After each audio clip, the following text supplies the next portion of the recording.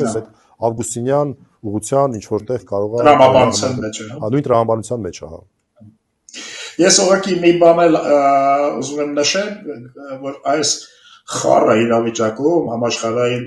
բավականին ծանր քաղաքականության այս պահին շատ կարճ ուրեմն խոսք ունեցավ նոր պապը Լեո 14-րդը եւ այդ կարճ խոսքի մեջ 4-5 անգամ խաղաղություն բառը օգտագործեց։ Այսինքն ես կարծում եմ, որ խաղաղության ուղղված ջանքերը կլինեն նրա առաջնահերթությունների մեջ։ Մի հատ էլ հետաքրքիր նոր ձևակերպում տվեց, դրա վրա այն ուշադրություն դարձրել, լատիներեն